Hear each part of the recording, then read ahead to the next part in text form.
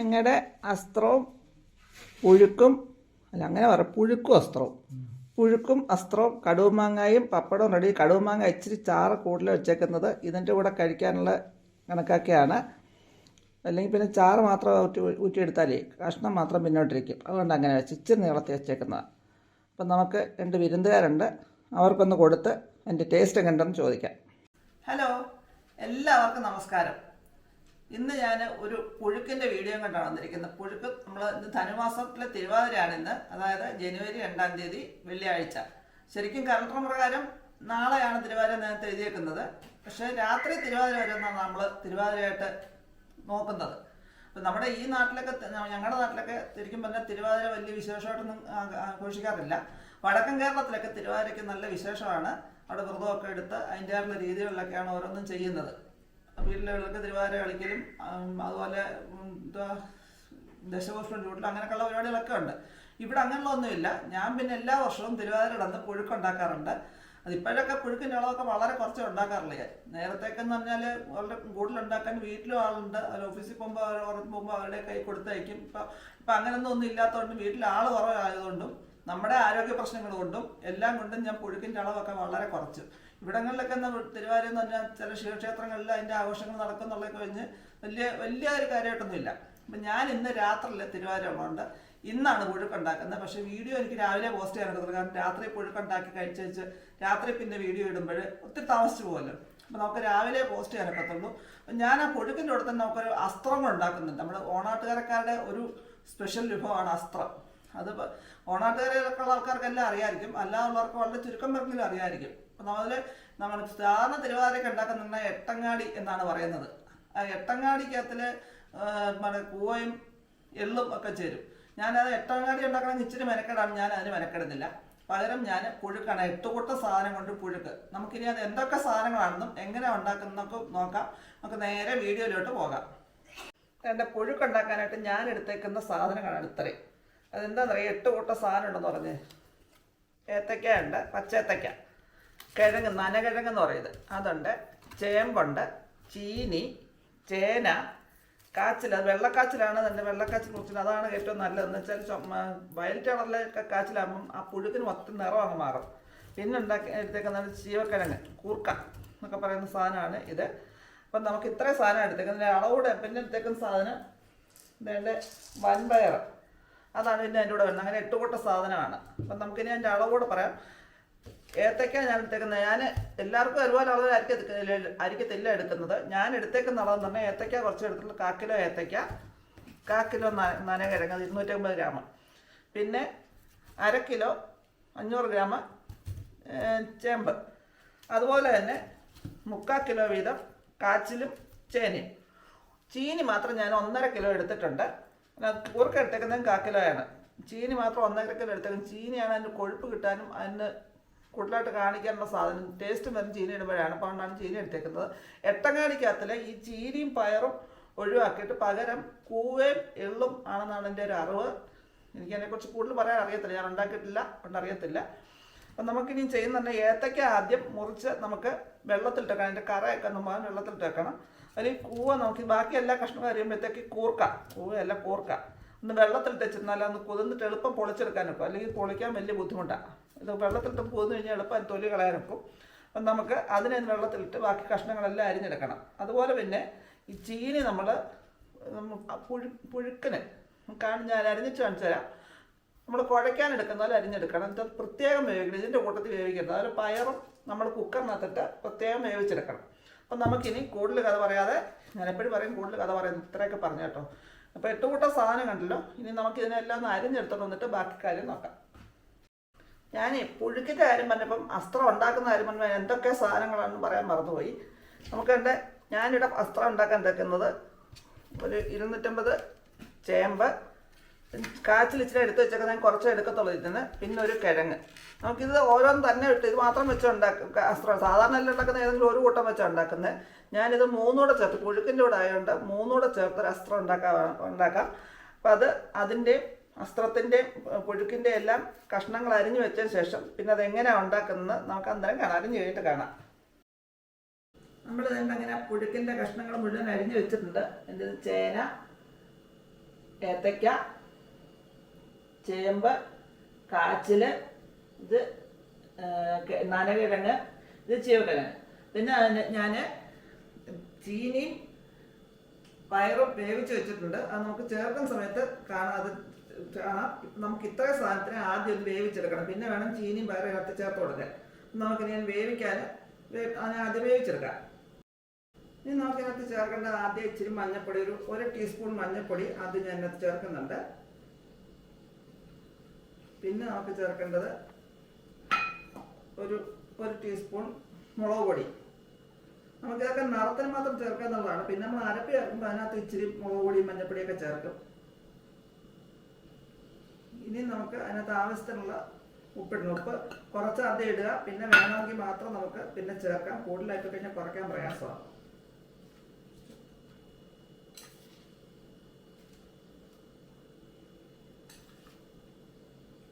അങ്ങനെ വയ്ക്കട്ടെ.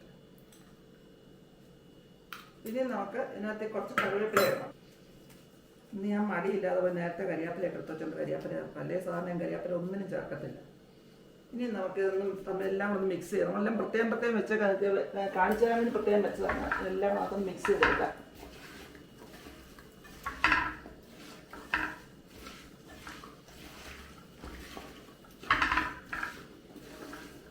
നമ്മുടെ ചീനിയും പയറും എല്ലാം അരപ്പും എല്ലാം ഇട്ടുള്ള നല്ല ക്വാണ്ടിറ്റിയാണ് ഇത്.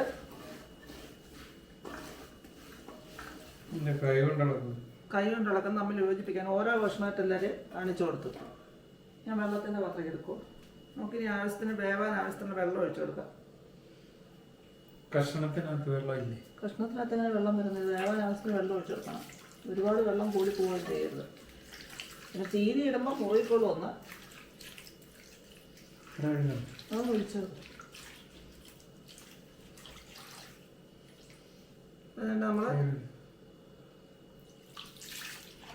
നേരത്തെ വെള്ളമുണ്ട്. വെള്ളം കുറവാണെങ്കിൽ പിന്നെ ചേർത്ത് കൊടുക്കും. ഒരുപാട് കൂടുതലേക്ക് പ്രയാസമാണ്. അല്ല പയറിൻ്റെ വെള്ളം ഇച്ചിരി കാണും. ചീനി ഇട്ട് കഴിയുമ്പോൾ ഒന്ന് ഇത്രയും വെള്ളം വെച്ച് നോക്കി അടുപ്പ് കത്തിച്ചെടുക്കാം. അപ്പോൾ അതാണ്ട് ഞാനതിൻ്റെ തീയൊക്കെ കത്തിച്ച് വെച്ചിട്ടുണ്ട്. ഇനി നമുക്ക് ഇതിനൊന്ന് അടച്ച് വെക്കാം.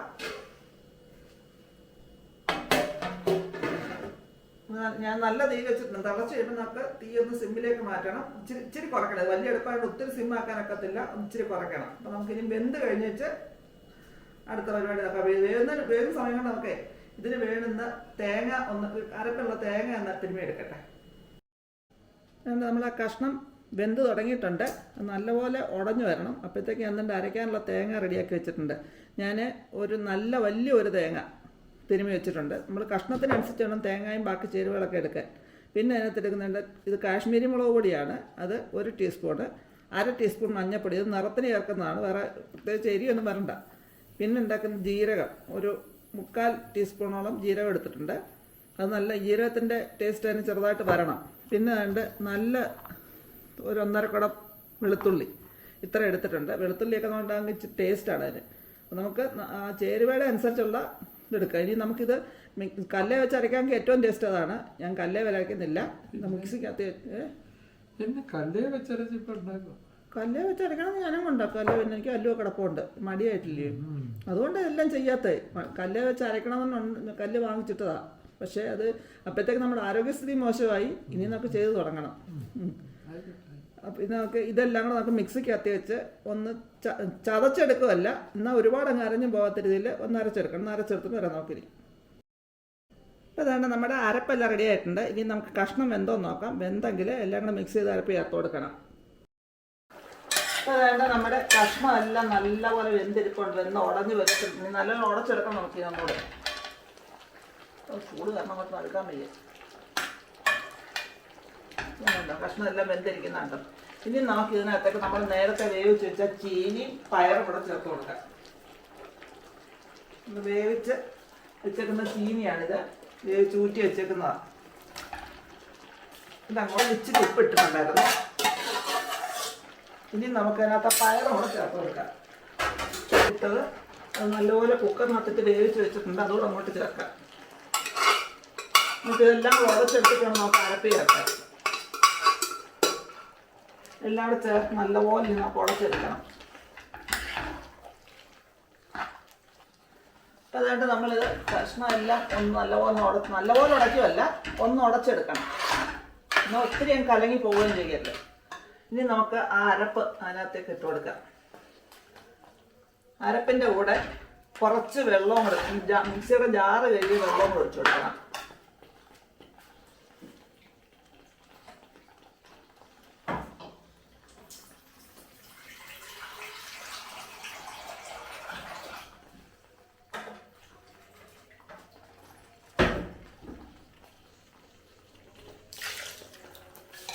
ഇനി നമുക്ക് നല്ലപോലെ ഇളക്കി അരപ്പും എല്ലാം യോജിപ്പിച്ച് വെക്കാം.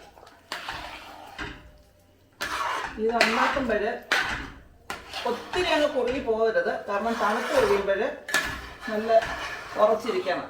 ചീനിയും കാച്ചിലും ചേമ്പും എല്ലാം ആകുമ്പോഴും നല്ലപോലെ ഉറയ്ക്കുന്ന കഷ്ണങ്ങളാണ്.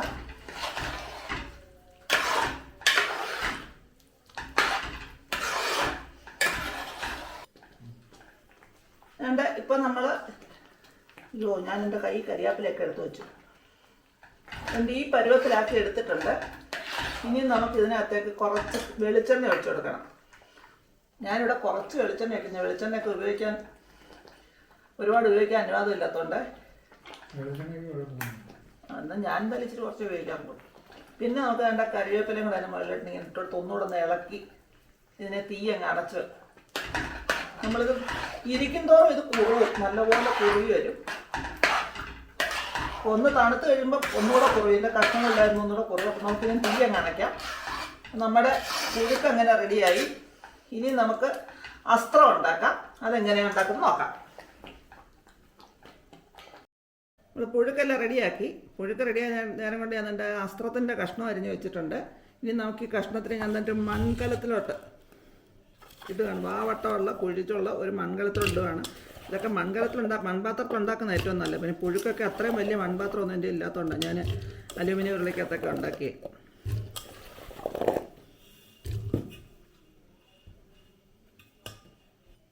എൻ്റെ കഷ്ണം എല്ലാം പാത്രത്തിലേക്ക് മാറ്റി. അതുപോലെ അതിനകത്ത് 1 ടീസ്പൂൺ മുളക് പൊടി, 1 ടീസ്പൂൺ മഞ്ഞൾപ്പൊടി, പിന്നെ ആവശ്യത്തിനുള്ള ഉപ്പ്. ഇത് ഹിമാലയൻ റോക്ക് സോൾട്ടാണ് ചേർക്കുന്നത്. ഞാൻ കുറച്ചേ ചേർക്കുന്നുള്ളൂ. നല്ല ഉറയുള്ള ഉപ്പാണ്. വേണമെങ്കിൽ നമുക്ക് പിന്നീട് ചേർക്കാം. ഇനി നമുക്കത് വേവാനുള്ള വെള്ളം ഞാൻ ഇത് നികക്ക വെള്ളം ഒഴിക്കുന്നുണ്ട്. അതിനിപ്പോൾ ഞാൻ വെള്ളമൊക്കെ ഒഴിച്ച് അടുപ്പേ വെച്ചിട്ടുണ്ട്. ഇനി നമുക്കതിനകത്തൊരു ഇച്ചിരി കറിവേപ്പിലയും ഇട്ട് കൊടുക്കാം. ഇനി നമുക്കിതിനെ അടച്ച് വെച്ച് വേവിച്ചെടുക്കാം. ഇപ്പം ഫുൾ ഫ്ലെയിമിലാണ് ഇട്ടേക്കുന്നത്. തിളച്ച് കഴിയുമ്പം സാധാരണ ചെയ്യുന്ന പോലെ തന്നെ ഫ്ലെയിം ഒന്ന് കുറയ്ക്കുക. അപ്പം നമുക്കിത് വെന്ത് വരുമ്പോഴത്തേക്ക് അടുത്ത ജോലി എന്ന് പറഞ്ഞാൽ ഇനി ഇതിനുള്ള തേങ്ങ നമുക്ക് തിരുമ്മിയെടുക്കണം. അപ്പം ഞാൻ അസ്ത്രത്തിൻ്റെ കഷ്ണം അടുപ്പ് വെച്ച് തിളച്ചിട്ടുണ്ട്. അത് വേവുമ്പോഴത്തേക്ക് നമുക്ക് അരയ്ക്കാൻ വേണ്ടി എന്താണ്ട് തേങ്ങ തിരുമ്മി വെച്ചിട്ടുണ്ട്. ഒരു മുറി തേങ്ങ, വലിയ ഒരു മുറി തേങ്ങ തിരുമ്മി വെച്ചിട്ടുണ്ട്. പിന്നെ അതിനകത്തിൽ 1 ടീസ്പൂണ് മഞ്ഞൾപ്പൊടി, 1 ടീസ്പൂൺ മുളക് പൊടി, എല്ലാം കാശ്മീരി മുളക് പൊടിയാണ് ചേർക്കുന്നത്. എരി അധികം വേണ്ട ഇതിനൊന്നും. പിന്നെ നമ്മൾ ചേർക്കുന്നത് പറഞ്ഞാണ്ട് ഒരു 1/4 ടീസ്പൂണ് ജീരകമാണ്. നമ്മൾ ജീരകം ഇട്ടേക്കുന്ന കാര്യം എന്ന് പറഞ്ഞാൽ നമ്മൾ നല്ലപോലെ അരച്ചെടുക്കണം, നല്ല വെണ്ണ പോലെ അരച്ചെടുക്കണം. അപ്പോൾ പൊടി ഇട്ടാലും കുഴപ്പമില്ല, ജീരകം ഇട്ടാലും അതിനകത്ത് കിടന്ന് നല്ലപോലെ അരയും. പിന്നെ അസ്ത്രത്തിൻ്റെ ഒരു പ്രത്യേകത എന്ന് പറഞ്ഞാൽ നമ്മൾ പുളിശ്ശേരിക്കൊന്നും അരയ്ക്കാത്തൊരു സാധനം ചുവന്നുള്ളി. ഇതിനകത്തിൽ ചുവന്നുള്ളി വേണം. അതിൻ്റെ ടേസ്റ്റ് വരണമെങ്കിൽ, അസ്ത്രത്തിൻ്റെ ടേസ്റ്റ് വരണമെങ്കിൽ ചുവന്നുള്ളി വേണം ഒന്നാമത്. പിന്നെ ഇതിൻ്റെയൊക്കെ കൈക്കണക്ക് പറഞ്ഞാൽ കഷ്ണത്തിൻ്റെ അനുസരിച്ചുള്ള നമ്മുടെ ഒരു കൈ വഴക്കത്തിനനുസരിച്ചുള്ള ഇതാണ് ഞാനിടുന്നത്. വല്ലപ്പോഴൊക്കെ ഉണ്ടാക്കുന്നുണ്ട്. നമ്മളൊരു കഷ്ണങ്ങളുടെ അനുസരിച്ചുള്ള തേങ്ങയും മുളക് പൊടി, മഞ്ഞൾപ്പൊടി അങ്ങനെയുള്ള സാധനങ്ങൾ ചേർക്കുന്നത്. പണ്ടൊക്കെ നമ്മുടെ അമ്മമാരൊക്കെ കൂട്ടാൻ ഉണ്ടാക്കുമ്പോഴേ ഉപ്പ് അങ്ങോട്ട് വാരിയിടും. നമ്മൾ വിചാരിക്കും അത് കൂടുതലായി പോകത്തില്ല. പക്ഷെ കൃത്യമായിരിക്കും എൻ്റെ കണക്ക്. എന്ന് വെച്ചാൽ അവർക്ക് തന്നെ കണക്ക് സ്ഥിരമായിട്ട് ചെയ്യുന്നൊരു കണക്കറിയാം. ഞങ്ങളൊക്കെ ഇത്രയൊക്കെ ചെയ്തെങ്കിലുണ്ട്. എനിക്കിപ്പോഴും ഉപ്പിൻ്റെ കണക്ക് ചില സമയത്ത് വളരെ തെറ്റാറുണ്ട്. ഇതൊക്കെ അതുപോലെ കൈക്കണക്കാണ് ഇതെല്ലാം. പിന്നെ നമുക്കിതിനെ നല്ല വെണ്ണ പോലെ അരച്ചുകൊണ്ട് വരാം. അതുകൊണ്ട് നമ്മുടെ അരപ്പ് നല്ല വെണ്ണ പോലെ അരച്ച് ഞാൻ കൊണ്ട് വെച്ചിട്ടുണ്ട്. ഇനി നമ്മുടെ കഷ്ണം വെന്ത് തുടങ്ങിയിട്ട് നല്ലപോലെ വെന്തതിന് ശേഷം ഈ അരപ്പൂടെ ചേർത്ത് ഒന്ന് ഉടച്ച് എടുക്കാം നമുക്ക്. അതുകൊണ്ട് ഇപ്പം നമ്മുടെ അസ്ത്രത്തിൻ്റെ കഷ്ണങ്ങളെല്ലാം ഒന്ന് വെന്ത് വെള്ളമൊക്കെ ഒന്ന് കുഴി വന്നിട്ടുണ്ട്. ഇനി നമുക്ക് ഇതിനകത്തേക്ക് അരപ്പ് ചേർത്ത് കൊടുക്കാം. ഇങ്ങനെ ഞാൻ അരച്ച് വെച്ചേക്കുന്ന അരപ്പ് ഇതിനകത്തേക്ക് ചേർത്ത് കൊടുക്കുക.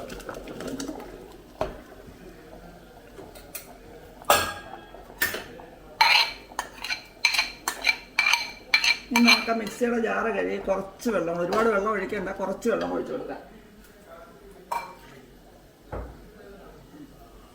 ഇത് ശരിക്കും ഇച്ചിരി കുറുകിയ ഇരിക്കുന്നെങ്കിൽ തന്നെ ഇച്ചിരി ചാറായിട്ടാണ് വരുന്നത്. കാരണം നമുക്ക് അസ്ത്രത്തിനകത്ത് ഒഴിച്ച് കഴിക്കാനുള്ള സാധനമാണ്. ഇതൊന്ന് തിളച്ച് വരട്ടെ. തിളച്ചതിന് ശേഷം നമുക്ക് ഇതിനകത്തേക്ക് തൈര് ചേർക്കണം. ഞാൻ തൈര് ഉടച്ച് വെച്ചിട്ടുണ്ട്, തൈര് ചേർക്കണം. പണ്ടത്തേക്ക് ആൾക്കാർ ചിലർ, പണ്ടത്തെ ഇപ്പോഴും അതെ, തൈരില്ല എങ്കിൽ മാങ്ങ ചേർത്തുണ്ടാക്കും അസ്ത്രം. പക്ഷെ മാങ്ങ ചേർക്കുമ്പം അതിൻ്റെ ടേസ്റ്റ് വേറെയാണ്. തൈരാണ് ഏറ്റവും ടേസ്റ്റ് തന്നെ കഴിക്കാൻ. അപ്പം ഞാനിന്നിവിടെ തൈര് തന്നെയാണ് ചേർക്കുന്നത്. അപ്പോൾ വേണ്ട നമ്മുടെ അസ്ത്രം കണ്ടോ ഈ പരുവത്തിൽ കുറുകി. ഇനി നമുക്ക് ഇതിനകത്തേക്ക് തൈര് ഒഴിച്ചു കൊടുക്കണം. തൈര് ഒഴിച്ച് വെച്ച് നമുക്ക് തീ അങ്ങ് അണയ്ക്കാം. കാരണം മൺകലത്തിലായതുകൊണ്ട് ഇരുന്നൊന്ന് തിളയ്ക്കും. ഒത്തിരി അങ്ങ് തൈര് ഒഴിച്ചാൽ പിന്നെ തിളയ്ക്കരുത്. ഇനി നമുക്ക് തീ അങ്ങ് അണച്ചിട്ട്, പുളി കുറവാണെങ്കിൽ ഇച്ചിരി തൈര് ചേർക്കാം.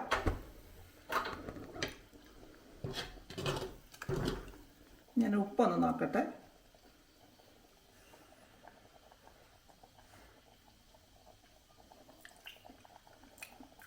ഇച്ചിരി ഉപ്പ് വേണം.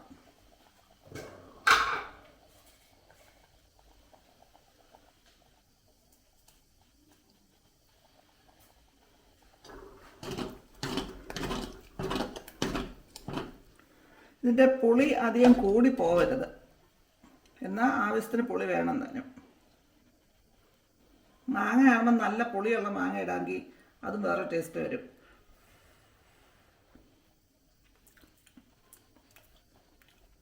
ഞാനേ ഒരാളുടെ ഉപ്പ് നോക്കാൻ കൊടുക്കട്ടെ. ആളിനെ കാണിക്കുന്നില്ല. എൻ്റെ അനിയത്തി വന്നിട്ടുണ്ട്. ഞാൻ കൊടുത്തു നോക്കട്ടെ ഉപ്പ് നോക്കാൻ. എങ്ങനെ ഉപ്പ് നോക്കാൻ അറിയാമെന്ന് ചോദിക്കട്ടെ.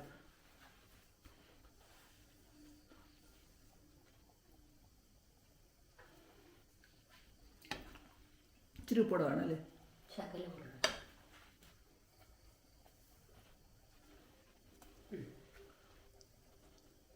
ഞങ്ങൾക്ക് ഇച്ചിരി ഉപ്പ് മുമ്പോട്ട് വേണം കൊടുക്കുന്നത്. അപ്പം നമുക്ക് ഇതിനകത്തൊന്ന് കടുക് വറുത്തിടണം. അതുകൂടെ ചെയ്യാം. ഇനി നമുക്ക് ഇതിനകത്തുള്ള കടുക് വറുത്തത്, കടുകും മുളകും ഇച്ചിരി കറിവേപ്പിലയും തൊട്ട് കടുക് വറുത്തത് ഇങ്ങോട്ട് ഇട്ട് കൊടുക്കാം. അപ്പം നമ്മുടെ അസ്ത്രവും റെഡിയായി. ഇനി നമുക്ക് ഒരു സാധനങ്ങൾ റെഡിയാകണ്ട. കടുമാങ്ങയും അസ്ത്രവും പുഴുക്കും ഒക്കെ റെഡിയാക്കിയിട്ടുണ്ട്. ഇനി നമുക്ക് 2-6 പപ്പടം കൂടെ കാച്ചണം. അതുകൊണ്ടായാലും അതിൻ്റെ കോമ്പിനേഷൻ ശരിയാകത്തുള്ളൂ. ഞാൻ പപ്പടം കൂടെ കാച്ചെടുക്കട്ടെ. ഞങ്ങളുടെ അസ്ത്രവും പുഴുക്കും, അല്ല അങ്ങനെ പറയാം, പുഴുക്കും അസ്ത്രവും, പുഴുക്കും അസ്ത്രവും കടുമാങ്ങയും പപ്പടവും റെഡി. കടുമാങ്ങ ഇച്ചിരി ചാറ് കൂടുതൽ വെച്ചേക്കുന്നത് ഇതിൻ്റെ കൂടെ കഴിക്കാനുള്ള കണക്കാക്കിയാണ്. അല്ലെങ്കിൽ പിന്നെ ചാറ് മാത്രം ഊറ്റിയെടുത്താലേ കഷ്ണം മാത്രം പിന്നോട്ടിരിക്കും. അതുകൊണ്ട് അങ്ങനെ വെച്ച് ഇച്ചിരി നീളത്തി വെച്ചേക്കുന്നതാണ്. അപ്പം നമുക്ക് 2 വിരുന്നുകാരുണ്ട്. അവർക്കൊന്ന് കൊടുത്ത് എൻ്റെ ടേസ്റ്റ് എങ്ങനെയുണ്ടെന്ന് ചോദിക്കാം.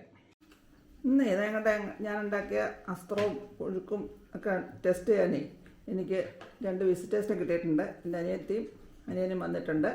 അവരോടൊന്ന് ചോദിക്കാം എങ്ങനെ ഉണ്ടെന്ന് കഴിച്ച് നോക്കിയിട്ട്.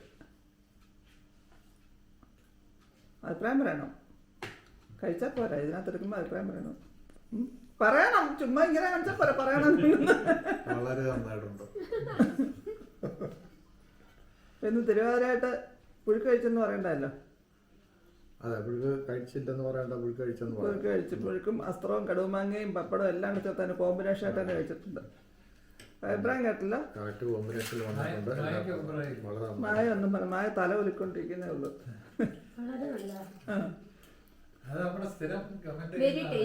വെരി ടേസ്റ്റി, യമ്മി എന്നൊക്കെ പറയുന്നത്. പുതിയ പുതിയ ഐറ്റം ഉണ്ടാവട്ടെ. അപ്പൊ ഞാൻ വിളിക്കാം, ടെസ്റ്റ് ചെയ്യാം. പുതിയ പുതിയ ഐറ്റംസ് ഉണ്ടാക്കുമ്പോൾ ടെസ്റ്റ് ചെയ്യാം. ഒരു വിഷമമാണ്. അപ്പൊ അന്നേരം ഞാൻ വിളിക്കാം. അപ്പൊ ഒരുങ്ങി വന്നാൽ പറയാം. അത് ഞങ്ങൾ പറഞ്ഞിട്ട് വരുമ്പോ എന്റെ സസ്പെൻസ് അങ്ങ് പോകത്തില്ലേ? അതുകൊണ്ടല്ലേ ഞങ്ങൾ ഇച്ചിരി കഴിഞ്ഞ് വന്നാൽ മതി എന്ന് പറഞ്ഞു. എന്നൊക്കെ നേരത്തെ വരട്ടെന്ന് ചോദിച്ചതാ. അപ്പൊ ഞാൻ വിളിച്ചാൽ ഇച്ചിരി കഴിഞ്ഞ് വന്നാൽ ഇതെല്ലാം ഒന്ന് ശരിയാവണമല്ലോ. അപ്പൊ ടേസ്റ്റ് ചെയ്യാനുള്ള ആളും ആവുമല്ലോ. അപ്പൊ നമുക്ക് ഈ വീഡിയോ അങ്ങ് വൈൻഡപ്പ് ചെയ്താലോ? ഇത്രയും മതി, വൈൻഡപ്പ് ചെയ്യാം. Okay, bye. ഹാപ്പി തിരുവാതിര. ആ തിരുവാതിര കളിച്ചിട്ട് വേണം ഹാപ്പി തിരുവാതിര പറയാൻ. ഞങ്ങളുണ്ട് ഒരു 2 പേര് തിരുവാതിര കളിച്ചാൽ ശരിയാകത്തില്ല. 6-7 പേരുണ്ടെങ്കിൽ ഞങ്ങളങ്ങ് ആരൊക്കെ നോക്കിയേനെ. എല്ലാവരെയും കൂടെ ഒന്ന് വിളിച്ചാൽ പോരായിരുന്നു. നമുക്ക് നോക്കാം, ഇനി ഒരിക്കൽ നമുക്ക് തിരുവാതിരയൊക്കെ പഠിച്ചു കളിക്കാം. ഇങ്ങനൊക്കെ അതൊക്കെ പഠിച്ചു വേണം കളിക്കാൻ. അല്ലെങ്കിൽ 4 പേര് 4 വഴിക്ക് കളിച്ചാൽ ശരിയാവൂ. അതെ, പൊടി തട്ടി എടുക്കണം. ഞങ്ങളൊക്കെ പഴയ ഡാൻസർമാരാ. പിന്നെ കളിയത്തില്ലേ? എന്താ കളിയാക്കൊന്നും വേണ്ട. ഞങ്ങൾക്ക് അതിനൊക്കെയുള്ള സർട്ടിഫിക്കറ്റ് കിട്ടി ഞങ്ങളുടെ വീട്ടിലിരിപ്പ് ഉണ്ടായിരുന്നു. ഇപ്പം എവിടെയാണെന്ന് എനിക്കറിയത്തില്ല. അവിടുത്തെ അലമാരിക്കകത്ത് ഇരിപ്പുണ്ട്. ഇപ്പം എവിടെയാണെന്ന് എനിക്കറിയത്തില്ല. ഇല്ല, സർട്ടിഫിക്കറ്റ് ഉണ്ട് എനിക്ക്. ഡാൻസിന്റെയും തിരുവാതിരയുടെയും. ഇത് ഡാൻസിന്റെയും തിരുവാതിര വലിയ സർട്ടിഫിക്കറ്റ് ഒക്കെ ഉണ്ടായിരുന്നു. ഈറ്റിംഗ് കോമ്പറ്റീഷന്റെ ഹോമിയോ കോളേജിലേ ഈറ്റിംഗ് കോമ്പറ്റീഷൻ ഉണ്ടായിരുന്നു. അതിനും പ്രൈസ് വാങ്ങിച്ചിട്ട് അതിന്റെ സർട്ടിഫിക്കറ്റ് ഉണ്ട് അതിൻ്റെ. പിന്നെ പാട്ട് പാടാനെങ്കിൽ എന്താ ചിരട്ടപ്പുറത്ത് പാറപ്പുറത്ത് ചിരട്ടയിട്ടിറങ്ങുന്നല്ലേ, അങ്ങനെ ഞാൻ പാടത്തുള്ളൂ. പക്ഷെ ഗ്രൂപ്പ് സോങ്ങിന്റെ സർട്ടിഫിക്കറ്റ് എൻ്റെ ഉണ്ട്. അതാണ് പൊട്ടത്തിൽ പാടുമ്പോൾ ആരും അറിയത്തില്ലല്ലോ. അയ്യോ, നമുക്ക് മതിയാക്കാം.